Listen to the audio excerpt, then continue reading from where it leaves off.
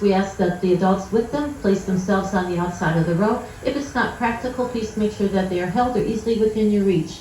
Keep all your head, hands, and arms inside the car at all times. Do not stand up and move around whatsoever while the train is in motion. Eating and drinking is not permitted, but water from an enclosed water bottle is just fine. We are now heading over to our water tower just up ahead. For those of you especially up front, you'll be able to see how water is put into the tender. Thank you.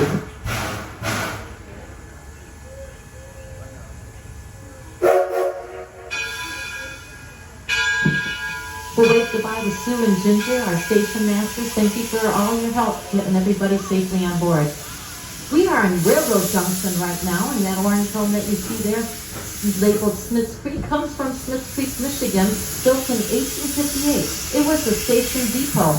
With the advent of the steam locomotives throughout the country, depots like this were coming up all over the countryside. Henry Ford had this particular depot brought here back in 1928 because it had a young Thomas Edison connection. Thomas Edison grew up in that area, and he would take the train all the way down to Detroit so he could study in the library. During the time he was coming down to Detroit, he'd sell fresh fruit. The money that he earned, he would use to buy some of the materials he needed for his experiments.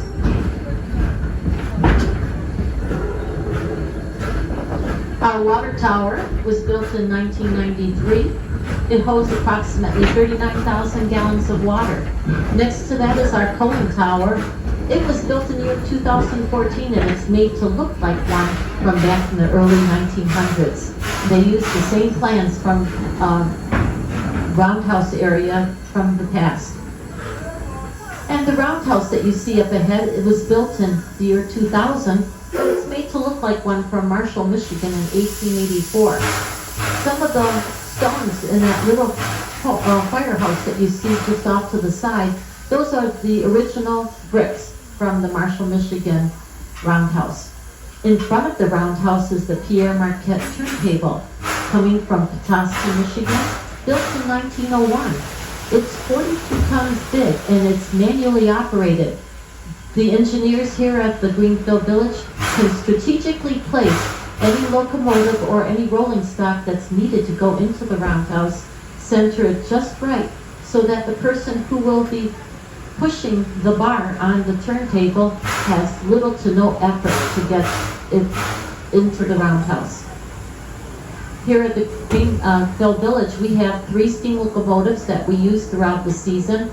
We also have a diesel electric that was built in 1942. It will be coming out in just a couple hours, and we'll be using it as a second train here at the Greenfield Village, lessening the time in which you can board a train. Every approximately 15 minutes, there'll be a train at one of the stops that you will be coming to.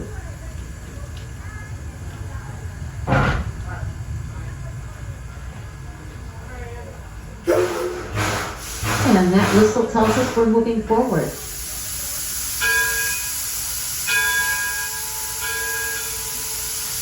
Some of the boxcars that you see here on to the right side of us, they're used for mostly storage areas for some of the different things that we use at a different time of the year here at the Greenfield Village. And just up ahead, we come into our Liberty Craftworks district. Here you can see our artisans. They're working right now as we speak, pottery making, glass blowing, weaving, and a tin shop. They're using the same techniques and tools and skills that they would have used back in the 1880s. Stop in and see what they're working on now.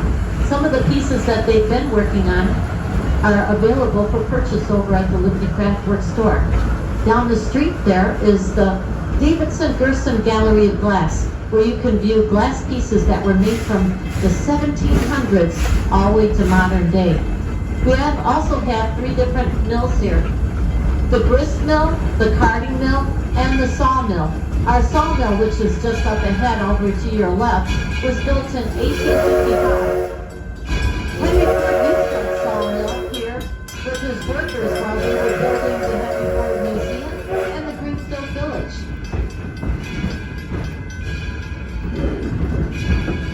And now we come into district, it's called Working Farms.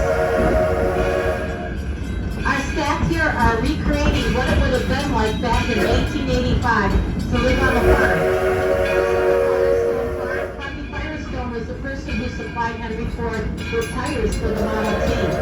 Over in the field, you can already see some of our farm hands at work. They will definitely have some wonderful tips for gardening for you. Over to the left, the winter wheat is getting very tall. And then as we come into the Firestone Station, you can see that corn has been planted. We are now coming into the Firestone Station, or the entrance to the Greenfield Village. Remain seated. The engineer is going to set a brake and give us the sound of a single whistle, letting us know that it is safe to come off the train. You will be exiting to your right side at the station. If you are getting off at the station, I highly recommend a short walk over to the Firestone Farm and see what our staff are working on currently.